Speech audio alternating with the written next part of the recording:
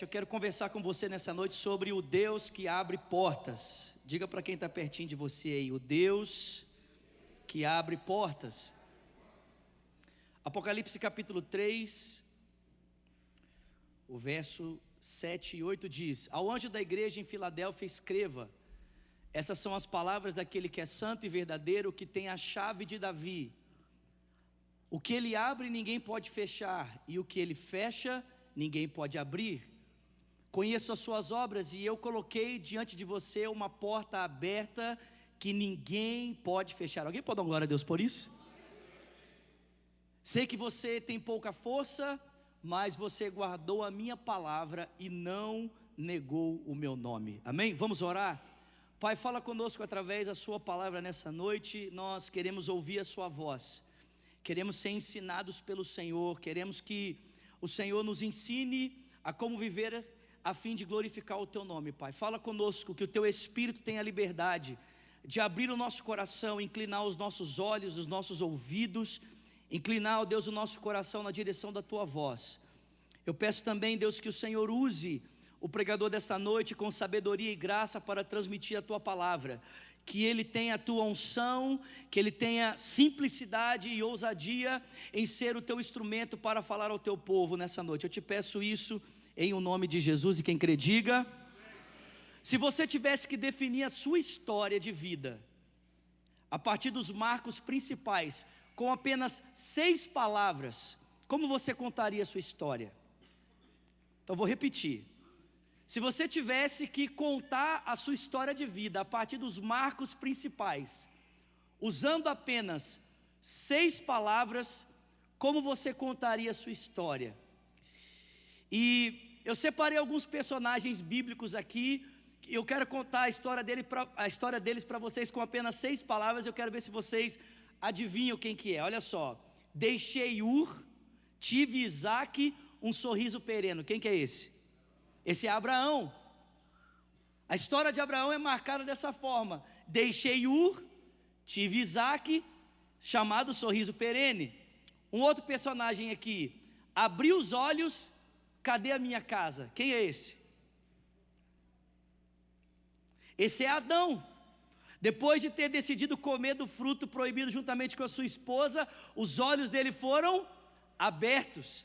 Ele percebeu que estava nu e ele perdeu a sua casa, ele perdeu o jardim. Um outro personagem aqui: o rei esquentou, mas o fogo esfriou. Quem é esse? Esse é Sadraque, Mesaque e Abidnego. O rei esquenta por causa da aparente revolta daqueles 3 amigos, mas a revolta do rei significa a oportunidade de eles viverem um grande milagre, amém? E o último aqui: beleza seduz, Mardoqueu induz, Israel reluz. Quem é esse? É Esther, aquela moça que ganha um concurso de beleza e é levantada por Deus para se tornar o meio pelo qual Deus libertaria o povo daquela trama feita por Mardoqueu. Sabe o que é interessante, gente? É que todos esses personagens que eu mencionei para vocês têm um ponto em comum na história deles.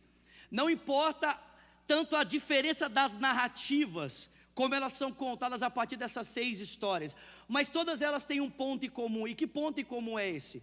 É que todas essas pessoas permitiram um dia que a história de Deus fosse escrita na vida deles. Todos esses personagens um dia viveram uma intersecção, um momento em que os planos de Deus se cruzaram com os planos deles, e eles preferiram viver os planos de Deus ao invés de viverem os seus próprios planos, amém? Quando o texto diz para mim e para você que Deus está abrindo uma porta diante de nós, muitas vezes a nossa expectativa é que a porta que Deus está abrindo significa que Deus está nos proporcionando um momento de conforto. Às vezes essa é a nossa expectativa, porque a porta pode significar um lugar de conforto, um lugar de comodidade. Às vezes essa é a nossa expectativa, ou que Deus está nos colocando num lugar tranquilo, seguro, escondido. Mas quando o texto bíblico diz para mim e para você que Deus está abrindo uma porta diante de nós, o texto não quer dizer que Deus está abrindo um lugar de conforto e nem um lugar seguro para nós. O texto está dizendo que Deus está nos dando a oportunidade de cooperarmos com aquilo que Ele está fazendo, de construirmos algo relevante, não apenas para essa vida, mas para a eternidade. É isso que Jesus está dizendo: eu estou colocando diante de você uma oportunidade de cooperar com aquilo que eu estou fazendo, de cooperar com o meu projeto na história, de viver não apenas marcos que vão tornar a sua história relevante para essa vida, mas que vão projetar a sua história para a realidade eterna. Alguém pode dar glória a Deus por isso? O problema, gente, é que muitas vezes nós não conseguimos perceber essas portas. Muitas vezes nós não conseguimos identificar as portas que Deus está abrindo. E por que não conseguimos? É porque muitas vezes as portas que Deus abre de cooperar com a história dele, elas vêm vestidas de problemas. Às vezes as portas que Deus abre para que a gente coopere com aquilo que Ele está fazendo, elas parecem vir vestidas de dificuldade, vir vestidas de obstáculos, virem vestidas de problemas. Porque foi exatamente isso que aconteceu com Davi, sim ou não? Aquela porta que se abriu para cooperar com a história de Deus, veio vestida para Davi de um gigante de 3 metros de altura, que estava há 40 dias desafiando os filhos de Israel. Todas as pessoas olhavam para aquele gigante e o consideravam um bom motivo para fugir. Mas Davi olhou para aquele gigante e considerou uma boa oportunidade para mostrar a fidelidade do Deus de Israel. Vocês estão comigo aqui? Às vezes a gente não quer passar pelas portas de Deus porque elas parecem grandes problemas. Não foi assim com Neemias. O texto bíblico diz que ele ouve notícias do seu povo que está lá em Jerusalém, muros destruídos, casas destruídas, o coração dele fica angustiado, ele ora por 3 dias e quando ele vai servir vinho para o rei, o texto bíblico diz que o rei olha para ele e diz: cara, nunca vi você assim. O que está acontecendo? E ele diz: o que está acontecendo é que eu não posso viver essa vida boa e negligenciar o meu povo, negligenciar os meus irmãos. A cidade está destruída, as casas estão destruídas, o pessoal está sofrendo, os planos de Deus não estão cooperando, não estão caminhando aparentemente, e eu preciso fazer alguma coisa. Muita gente preferiria o conforto do palácio do que o desafio da reconstrução de uma cidade. E presta atenção, gente, mais difícil do que reconstruir muro e casa era reconstruir a identidade daquele povo como povo de Deus. Porque levantar muro e levantar casa é muito fácil, mas reconstruir a identidade de um povo que havia passado muito tempo no exílio da Babilônia e agora precisava novamente acreditar que Deus era poderoso para cumprir as suas promessas e torná-los a luz dele para as nações da terra, era muito mais difícil. Mas não importa o tamanho do desafio para Neemias, ele disse: se é isso que Deus quer de mim, se essa é a porta que Deus está abrindo, eu estou dentro, eu quero viver o que Deus tem para a minha vida. E o mesmo aconteceu com Daniel e os seus amigos, o mesmo aconteceu com Abraão, o mesmo aconteceu com tantos personagens, e o mesmo aconteceu com Jesus. Ou você acha que era confortável para o Filho de Deus entender que o resgate do plano de Deus para a humanidade, o estabelecimento do reino, dependia da cruz? O texto bíblico diz que ele dobrou os joelhos e orou: Pai, se possível, passa de mim esse cálice, todavia não seja feita a minha, mas a tua vontade. Irmãos, Jesus abraçou as portas de Deus, Davi abraçou a porta de Deus, Neemias abraçou a porta de Deus, Daniel e seus amigos abraçaram a porta de Deus, porque eles sabiam que ainda que ela parecesse um grande problema, no final das contas ela estava os conectando com aquilo que Deus estava fazendo. Muitos de nós estamos pedindo para Deus: Deus, eu quero mudar. Deus, eu quero experimentar algo novo. Deus, eu quero experimentar algo inusitado. Deus, abre portas para mim. E aí o que Deus faz? Coloca um vizinho problemático na sua vida.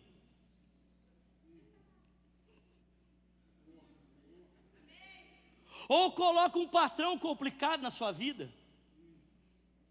E aí muitos de nós, ao invés de entendermos que essa é a oportunidade de viver o extraordinário, porque presta atenção, gente, muitas pessoas diante do desafio preferem recuar, mas pessoas que entendem que Deus tem um projeto, olham para os desafios e pensam: é aqui que Deus quer me fazer prosperar e transformar essa realidade. Nós precisamos entender isso. Deus abre portas. Não é uma porta de conforto, não é uma porta de segurança. É uma oportunidade de cooperar com aquilo que Ele está fazendo. E isso muitas vezes parece um grande problema. Aí você pode dizer, Vinícius, mas às vezes quando as portas de Deus se abrem e parecem grandes problemas, eu me sinto tão limitado, tão pequeno, os obstáculos parecem tão maiores do que a minha capacidade de solução. Eu não sei se você percebeu, mas o texto diz que Deus abre portas e Ele reconhece que está abrindo portas diante de um povo que parece fraco. Deus não abre portas apenas diante de pessoas fortes, irmãos. Deus não abre portas apenas diante de pessoas capacitadas. Deus não abre portas apenas diante de pessoas que têm a habilidade extraordinária de executar. Não, Deus abre portas diante de qualquer pessoa. Deus abre portas diante dos fracos. Deus abre porta diante dos incapazes. Deus abre porta diante dos pecadores. Tem alguém comigo aqui? Olhe para a genealogia de Jesus.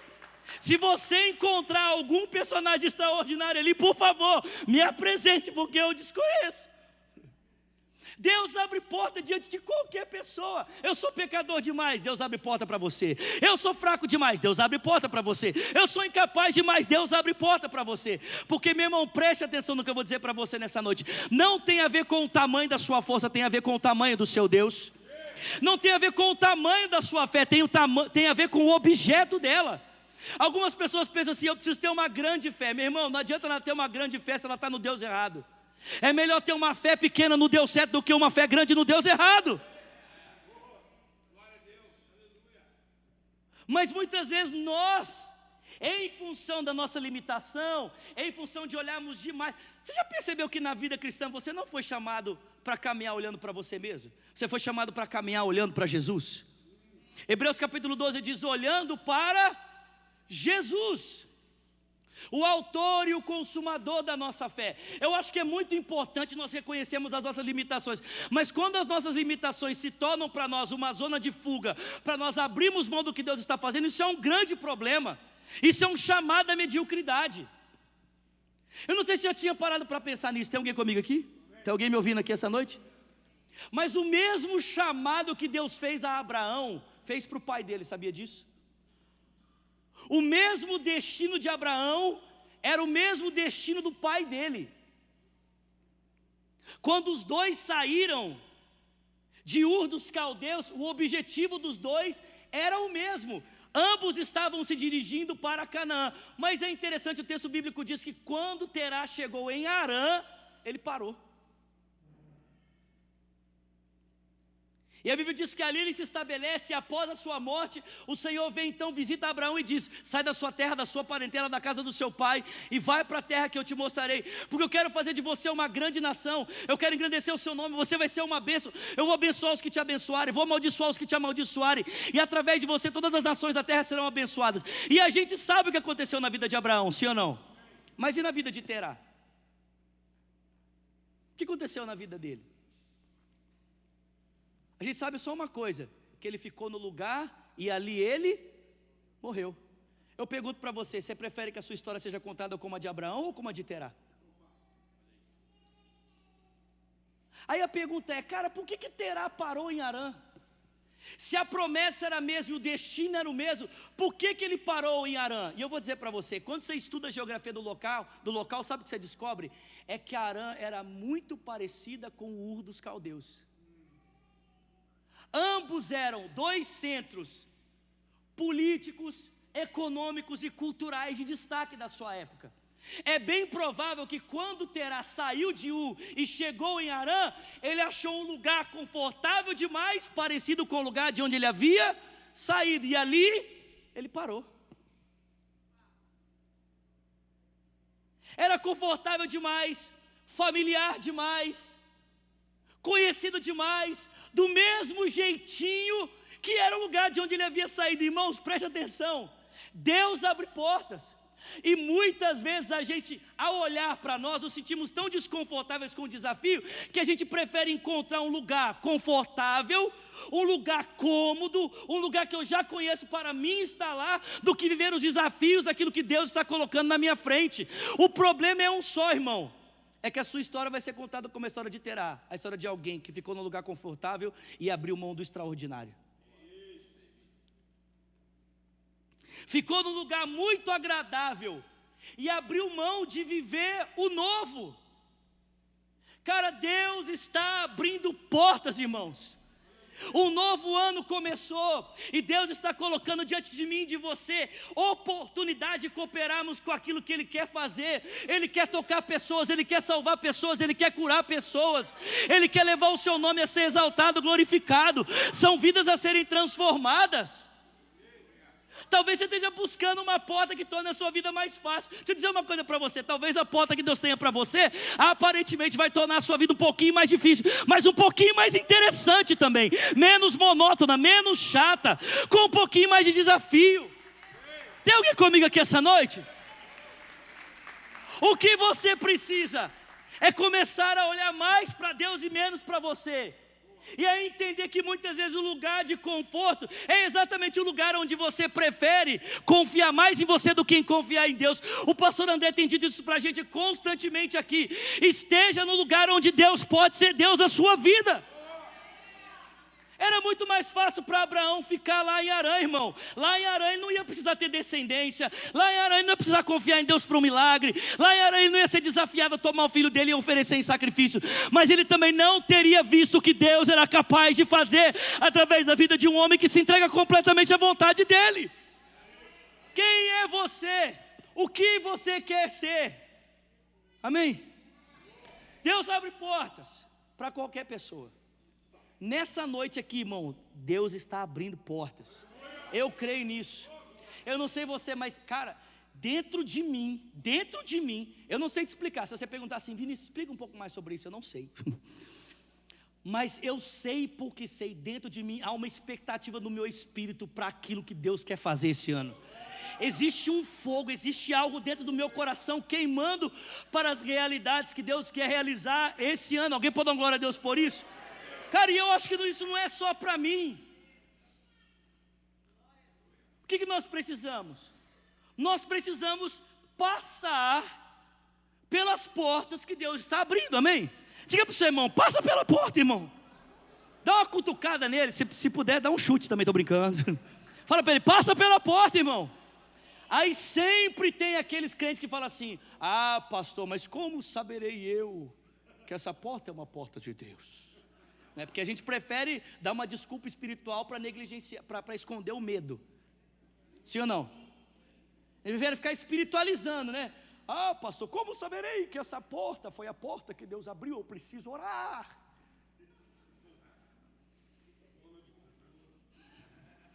Eu preciso clamar mais a Deus para saber se Deus está falando. Aliás, você quer saber como Deus muitas vezes fala com a gente, sim ou não? Essa frase é uma frase de um cara que eu gosto muito dos livros dele, chama Dallas Willard. Dallas Willard fala assim, que Deus fala com a gente usando pensamentos e sentimentos que são nossos, mas que não tiveram origem em nós. Vou repetir. Deus fala com a gente usando pensamentos e sentimentos que são nossos, mas que não tiveram origem em nós. Como é que funciona isso? Vou dizer para você como é que funciona. Sabe aquele momento que você está para fechar um negócio e dá aquele negocinho assim, pim! Quem sabe o que eu estou falando? Ou aquele momento que você está para abandonar alguma coisa e dentro de você algo diz assim, não abandona não. Quem sabe o que eu estou falando? De onde vem isso? Vou dizer de onde vem. Isso vem de você. São os seus pensamentos, são os seus sentimentos, mas não tiveram origem em você. Tiveram origem no Espírito Santo de Deus que habita em você. São pensamentos que são seus, sentimentos que são seus, mas não tiveram origem em você. Vocês estão comigo aqui, gente? Agora, não fica triste comigo. Você promete que não vai ficar triste comigo? Promete sim ou não? Gente, presta atenção. Às vezes, Deus está abrindo a porta, você olha para você e diz assim, cara, eu não sou capaz. Mas você pensa assim, mas eu vou orar, quem sabe vai ser uma porta de Deus. Sabia que às vezes Deus não vai falar se a porta é dele ou não, sim ou não?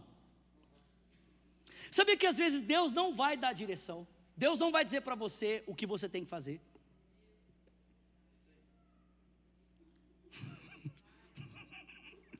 Vocês estão comigo aqui, gente? Como assim, Vinícius? Como Deus não vai falar? A Bíblia diz que Deus fala. Sim, Ele fala, mas existem momentos que Ele se cala. E por que Deus muitas vezes não fala? Por que muitas vezes Deus nos dá a liberdade de escolhermos os caminhos que nós queremos seguir? Em primeiro lugar, quando você toma uma decisão, Deus consegue conhecer um pouco mais o seu coração, porque as suas decisões revelam muito dos seus valores. As decisões que você faz mostram para nós quais são os valores que norteiam a sua vida. Muitas vezes por trás de uma decisão, irmãos, Deus sabe muito ao nosso respeito. E é por isso que muitas vezes Ele não fala, porque Ele quer saber o quanto do nosso coração está comprometido com Ele, e o quanto do nosso coração ainda está comprometido com os nossos únicos sonhos, com os nossos anseios apenas, com os nossos desejos apenas. Por isso que Ele não fala, porque Ele quer nos conhecer. E segundo, sabe por que Deus não fala? É porque tomar decisões implica em maturidade. Tomar decisões implica em arcar com responsabilidades. Sabe por que muitos de nós queremos uma direção de Deus na hora de tomar a decisão? É porque nós não queremos arcar com a responsabilidade por causa daquilo que Deus disse. A gente prefere jogar o peso da responsabilidade da decisão, na onde, irmãos? Nas mãos de Deus. Fazer que nem Adão, foi a mulher que o Senhor me deu. Foi a mulher que tu me destes. Mas, irmãos, Deus quer filhos maduros. Deus quer gente responsável. Deus quer pessoas que abrem mão das suas vontades para assumir a vontade dEle, apesar das consequências, e se sentem felizes e realizadas por terem tomado aquela decisão. E para isso acontecer, irmãos, nós precisamos de maturidade. Tem alguém comigo aqui? Maturidade. A gente precisa assumir os riscos. A gente precisa assumir o controle. Ah, pastor, mas e se eu errar? Mas e se eu falhar tomando decisão? E se eu tomar a decisão errada? Preste atenção, meu irmão. Se você tomar a decisão errada com o coração certo, tenha certeza de uma coisa: até os seus erros vão cooperar para o propósito, não pode, né? Para o propósito de Deus na sua vida. Tem alguém comigo aqui? Até as suas falhas vão cooperar para que a vontade de Deus seja feita. Porque, irmão, preste atenção, a história de um cristão não é a soma de quantos acertos ele tem. A história de um cristão é do quanto o caráter de Cristo está sendo formado nele. A nossa narrativa não é feita de acúmulos de acertos, mas o quanto de Cristo está sendo formado em nós. Alguém pode dar glória a Deus por isso? Não é isso que Romanos 8 diz? Romanos 8, 28, sabemos que todas as coisas cooperam para o bem daqueles que amam a Deus, os que foram chamados segundo o seu propósito. Diga comigo, o seu propósito. Você percebeu que o artigo é singular e definido? É o seu propósito, não é os propósitos. É singular e definido.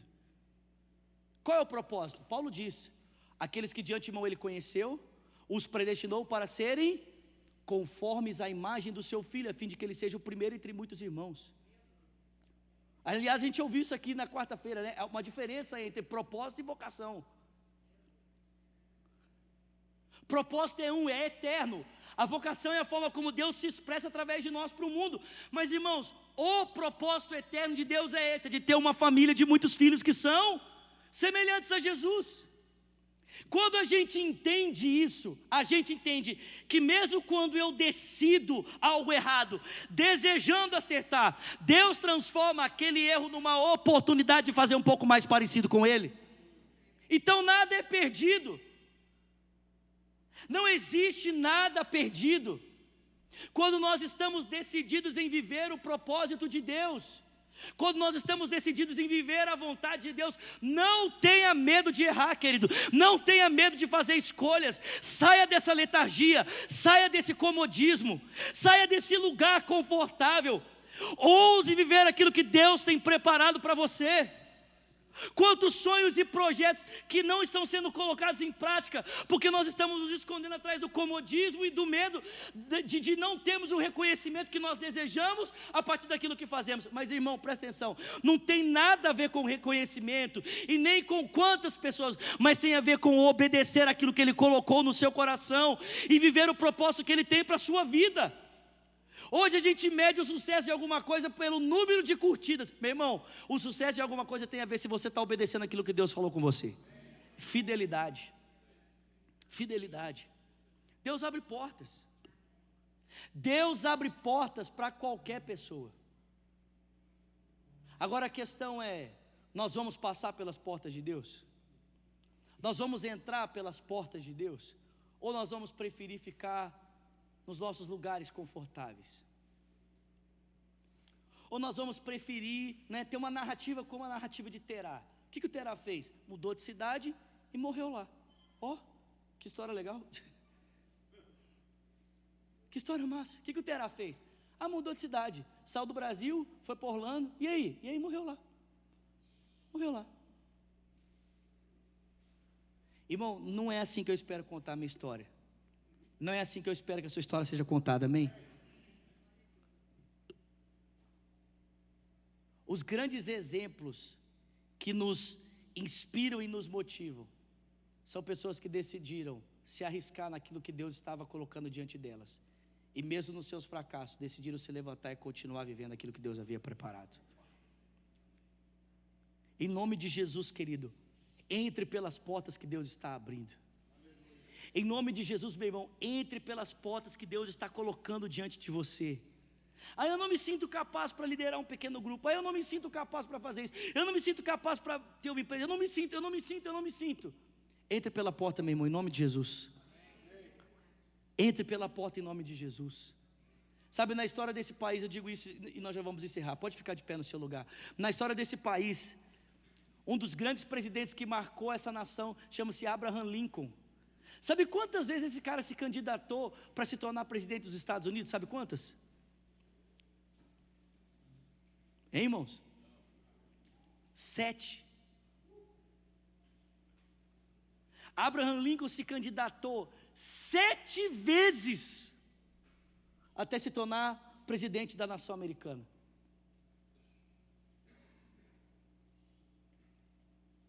Talvez aqui alguns já teriam parado na primeira, na segunda, na terceira. 7 vezes. 7 vezes ele viu portas se fechando. 7 vezes ele se sentiu rejeitado. 7 vezes ele se sentiu incapaz. 7 vezes ele viu a impossibilidade. 7 vezes disseram para ele: desiste. 7 vezes. Mas no final daquelas 7, sabe o que aconteceu? Ele se tornou presidente. E um dos maiores presidentes que essa nação já viu na sua história. Literalmente, em todos os sentidos. Maior em todos os sentidos. Se você já foi em Washington, você vê um monumento construído por ele. O cara era gigantesco. Tipo o pastor Leo, assim, Ou tipo eu, assim, só que não.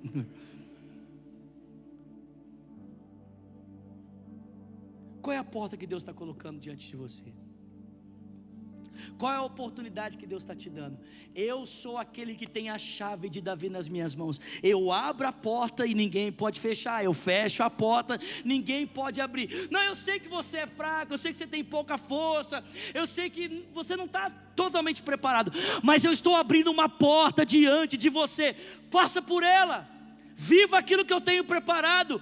Viva o extraordinário. Não viva uma vida mediana, não viva uma vida medíocre, não fique buscando um lugar mais confortável, não. Ouse viver tudo aquilo que Deus tem preparado para a sua vida. Pai, nessa noite, em nome de Jesus, a minha oração é que o Teu Espírito Santo nos chacoalhe aqui nesse lugar. A minha oração é que o Teu Espírito Santo estremeça os nossos corações. Nós que estamos aqui, daqueles que nos acompanham agora pela internet, aqueles que nos acompanham agora pelo YouTube, pelas redes sociais, Pai, nos chacoalha, nos estremece, balança a nossa vida, tira-nos desse lugar confortável, desse lugar cômodo. Pai, abra os nossos olhos para perceber as oportunidades que o Senhor tem colocado diante de nós. Às vezes uma pessoa que se aproxima e compartilha um problema do seu casamento, Pai, muitas vezes a gente olha para isso, leva esse assunto para casa e transforma esse assunto, transforma essa necessidade numa oportunidade de chacota, quando na verdade o Senhor está abrindo uma porta para que a gente seja um instrumento de mudança para aquela família.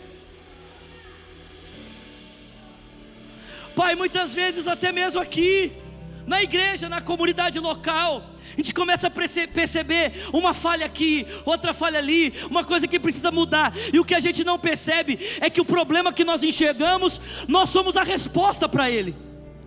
O que a gente não percebe é que se o Senhor está abrindo os nossos olhos para ver a falta, é porque o Senhor anseia que a gente seja a resposta para ela.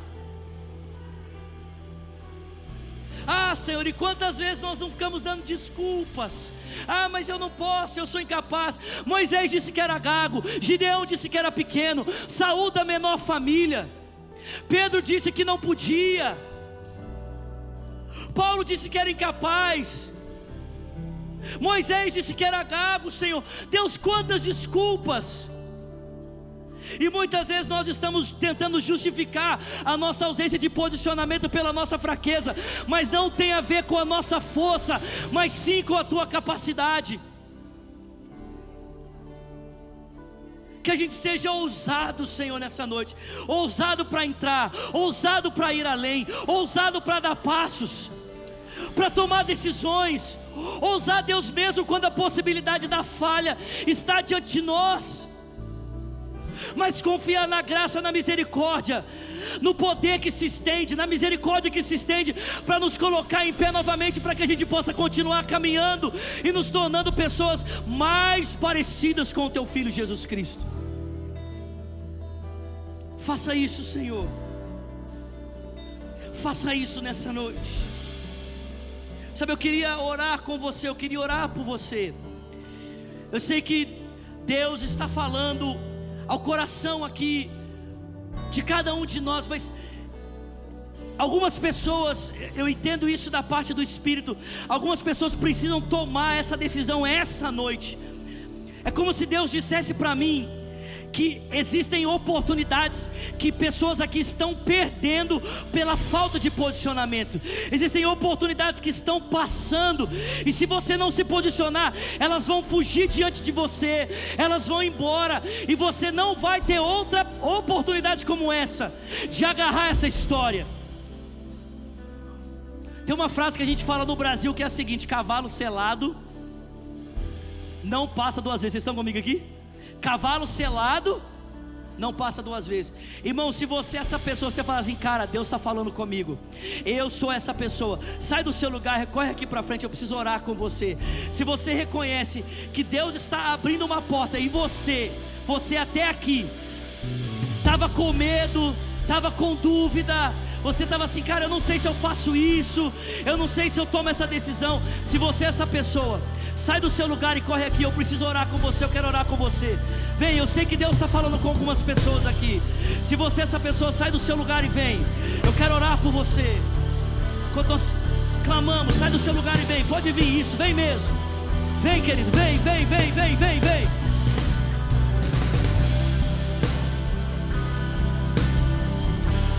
Minha vida em ti, tu és meu fundamento,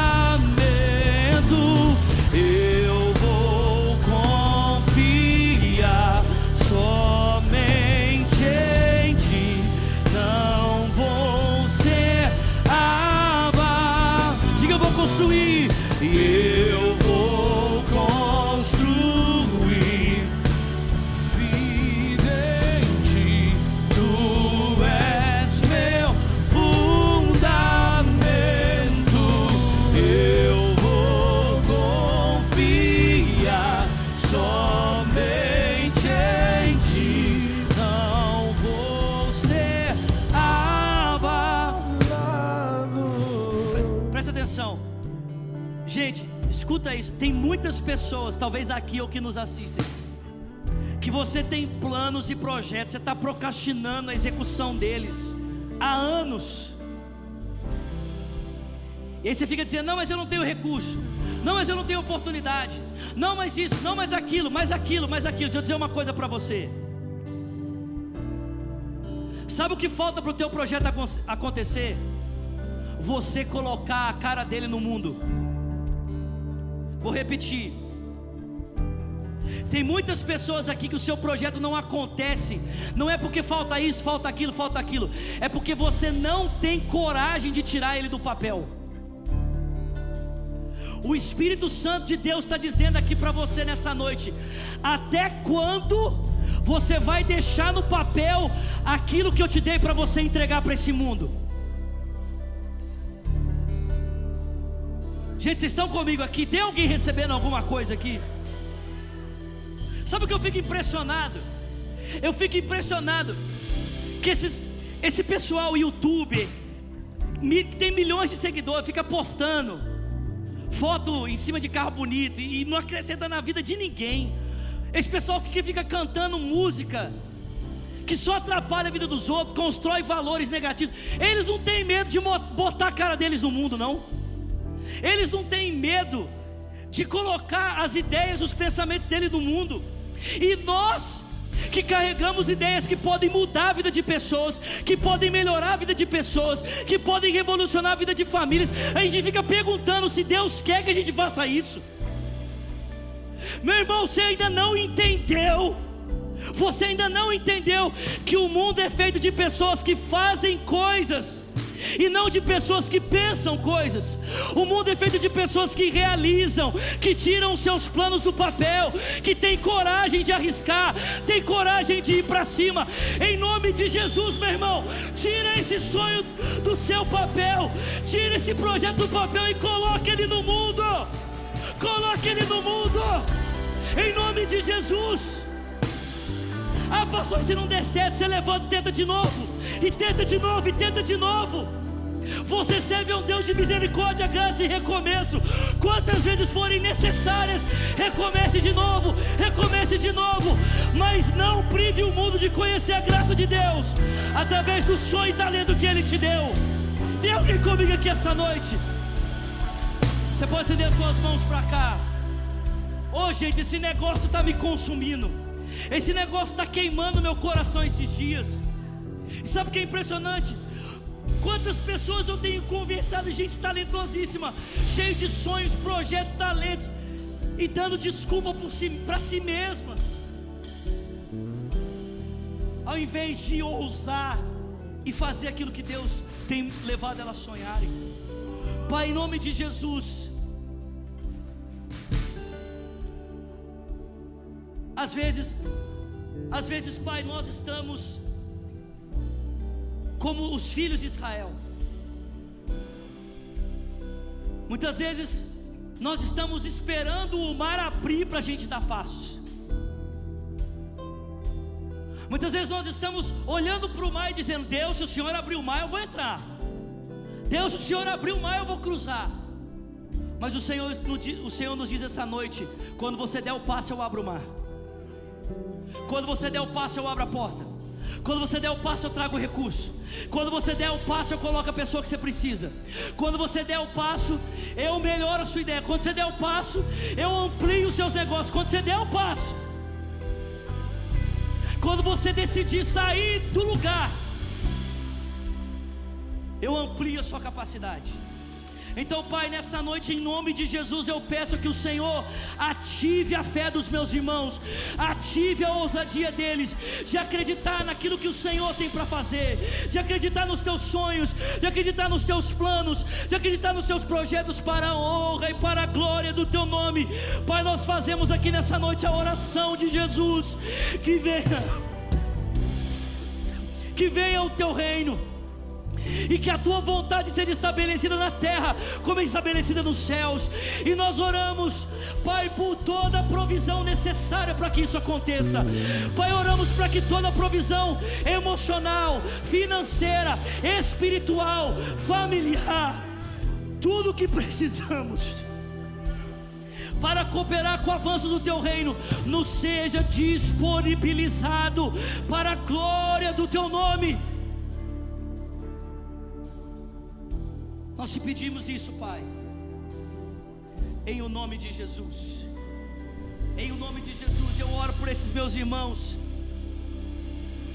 Pai, eu oro, Senhor, para que tudo que foi jogado por cima,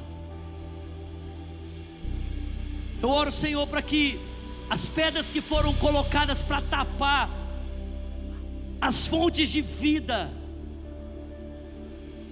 sejam, Senhor, desentulhadas agora. Que a capacidade de criativa, que a capacidade de sonhar, que a capacidade de esperança, a vida, a esperança que vem do teu Espírito, volte a fluir nesses corações. Volte a fluir nesses corações. E nós oramos, Pai, para que seja um ano de realização e não mais um ano de planejamento. Seja um ano de execução e não mais um ano de sonhos. Pai, se eles forem sonhar, que eles sonhem de alegria por ver os planos do Senhor se cumprindo na vida deles, para a honra e para a glória do teu nome. Nós oramos agradecidos em o nome de Jesus. E quem crê, diga amém. Você pode aplaudir o Senhor nessa noite. Aplauda forte, Lagoinha, aplauda forte, aleluia.